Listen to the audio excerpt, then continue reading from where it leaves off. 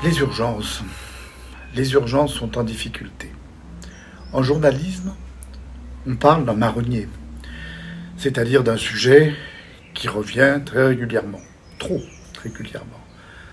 Pour autant, cette fois-ci, les urgences sont dans une situation de rupture parce qu'elles connaissent des dégâts d'une ampleur et d'une sévérité inouïes.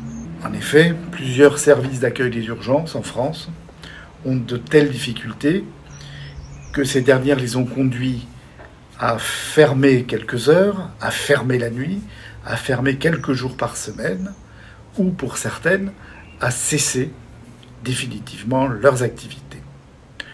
On parle alors de délestage de ces urgences vers des CHU voisins, des hôpitaux voisins, où elles sont de taille plus importante. Mais jusqu'à quand? Et comment en est-on arrivé là?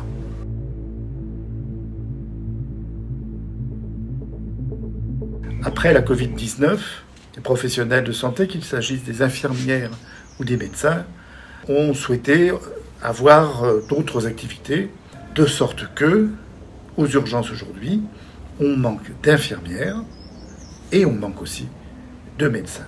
Or, le travail d'un urgentiste, c'est bien sûr d'examiner les malades et puis d'évaluer le degré d'urgence, d'évaluer si le malade peut rentrer à domicile après ou sans examen, d'évaluer si le malade doit être hospitalisé.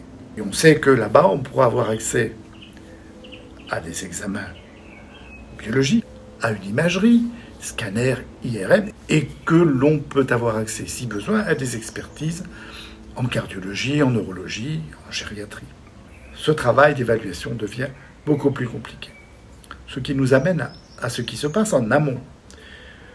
Pourquoi va-t-on aux urgences? Pour les raisons que j'ai dites. On sait qu'on va avoir tout sur place. Et on sait aussi que la médecine générale fait défaut. Je vais caricaturer, mais il n'y a plus de médecins généralistes. Et puis, ils ne sont pas très impliqués, apparemment, dans les gardes. Mais comment leur en vouloir? Puisque la consultation est à 25 € en France contre 60 € en moyenne en Europe. Et puis, savez-vous que, au début des années 2000, l'État a mis fin au caractère obligatoire des gardes et des astreintes pour la médecine générale, a mis fin à l'obligation de participer à la permanence des soins. Les urgentistes m'ont aussi rapporté que c'est arrivé à un point tel qu'ils ont vu à plusieurs reprises des malades arriver aux urgences pour des renouvellements d'ordonnances. Viennent ensuite les problèmes d'aval. Quelquefois, il faut une solution d'hospitalisation. Or, on manque d'infirmières partout, à un point tel qu'aujourd'hui en France, 15 à 20% des lits ont été fermés par manque d'infirmières. Alors dans ces conditions, adresser un malade à l'hôpital devient compliqué, surtout s'il n'y a pas de lit.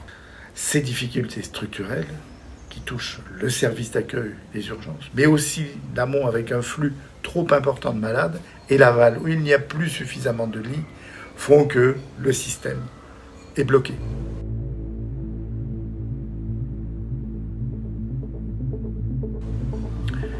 Est-ce qu'il y a des solutions?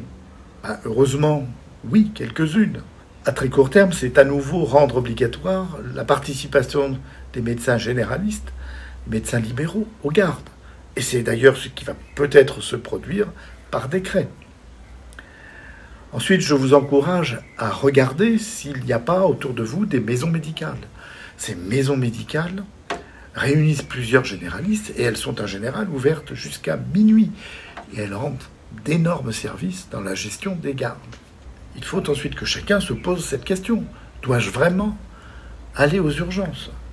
Alors, en cas d'inquiétude, on peut toujours appeler le SAMU Centre 15, dont une des missions est de développer une plateforme de santé pour répondre justement aux inquiétudes des gens. Il faut de nouveau que les infirmières trouvent le chemin de l'hôpital. C'est plus facile à dire qu'à faire.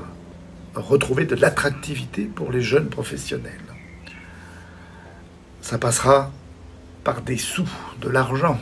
Il faudra évidemment une revalorisation de cette profession. Mais pas seulement. En interrogeant les jeunes infirmières à la sortie des écoles, elles vous disent qu'elles veulent travailler en 12 heures.